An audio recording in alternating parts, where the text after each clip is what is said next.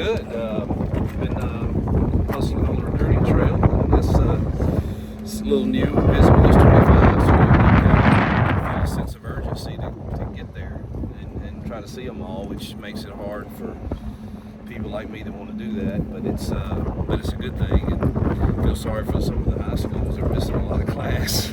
I don't know the answer to all of that. And then obviously with some staff changes, trying to get all that to where you feel a comfort level with where things are. So it's been going well. You talk a little bit about your DC hire. Yeah, I'm excited. It was John Cohen has been so supportive, but I said, John, I'm gonna take my time now. I know I've got to get this right, and there was so much interest in it, and from people I really like, and it just man, I loved his interview.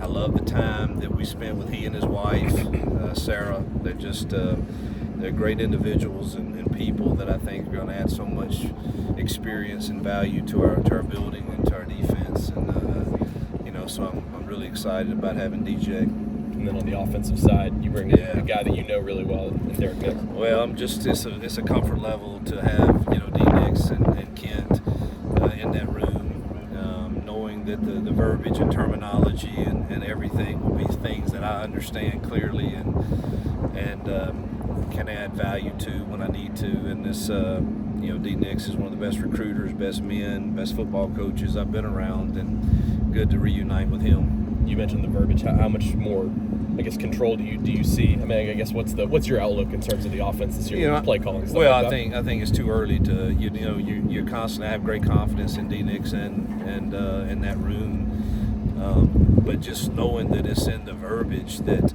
I completely understand, where I can suggest things or adjustments. I know I will know how to help more, and I have nobody to blame but myself. So it's not that. I'm gonna be more comfortable for sure. You're slowly becoming one of the more tenured coaches in the state. Speaking of Chief Rival's new head coach came on board. I look forward to seeing him. Do you know him? Yeah, he was here earlier. Do you know him well? What do you think of that hire? Galen and I go back to NAIA days. So I was the head coach at Lambeth University, and he was at Sioux Falls. And we were both pretty good. He was really good, and we were pretty good. And our 2 years that I was there, and so we both got in the playoffs both times, and I got to know him a good bit. I think he's then Tom Allen is one of my best friends, and I talked Tom partially into hiring him, I think, as his OC in Indiana, and so I think a lot of good. Coach, you have several players here, but a couple of local guys for us. And I appreciate what you do. How do those guys impact your program? I wish I had more time with them, truthfully, but that they were the most experienced group on our squad last year, and I think for most of the year they set the tone of how to compete, and I thought our defense did that a good bit, and most of it's thanks to those two and to Marcus, who's also here, and to Simp, who's here. So to have four here is a good testament to those guys. Coach, you talked about the deliberate process and how you took your time for your defensive coordinator. Talk about the impact having a guy like Charles Kelly already on your staff allowed you to have that luxury to take your time.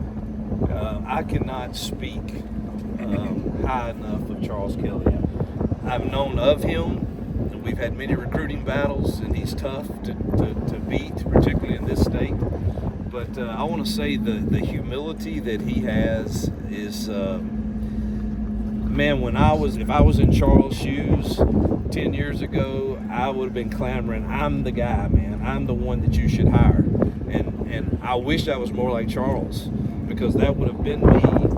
And Charles all the way through it, and he would sit through the interviews with me, and if it was me after the interview, I'd have been trying to poke holes in everything and make sure you knew I was the best fit for it. And when I watch him and how he handled everything, the humility that he exhibited, and his whole deal all along was, Coach, get the best guys in the room. And however you want my role to be, you just tell me what you want my role to be. But I came to serve. I wanted to be with you, Coach, and I wanted to be at Auburn, and if you tell me it's to do this, great. If you tell me it's to do something else, great. He exhibited such humility and leadership, and I'm so glad we have him. We were at Mr. Football yesterday, and we're starting to see a lot of these finalists for these awards that are headed to Auburn in 24 and 25.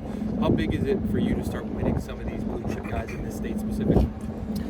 Well, I think if you'll go back and look at my interviews when I first started, that I said I really believe the 24 and 25 class would tell the story of our tenure here, and I believe that. And I think for 24 we were solid. We won a lot of good battles and top 10 class in the country. And I guess if you look at 25 now, we're probably ranked second or third in the country. And I think we need to follow up the 24 with a top 5 class, and then obviously followed up in 26. But I do think that 2 classes stacked back to back. I've seen that work at Ole Miss when I was there, and that's what we did. And in year 3, we were competing and beating the best. And I think we can do that at Auburn also. But I think we've proven also that we want to build it through high school kids primarily, and it feels more natural and more comfortable for me with that. Not saying that's the right way, and that I'm sure there's many different ways to do it, but I feel better about developing those relationships that I hope will be genuine and last. One of those guys was Perry Thompson. What stood out to you both on film and off the field as well? Well, he's just big and physical already. We were missing that element, truthfully, from our outside guys, and when we started turning things at our previous programs, whether it's Ole Miss or Liberty, I can always point to one of those guys like him, Laquan Treadwell at Ole Miss, Antonio Gandy Golden at Liberty, and now this RPO world with him and the likes of Cam Coleman on the outside. But in particular, you put a guy like him who's already physically strong enough to handle the press stuff that you might get in the boundary here.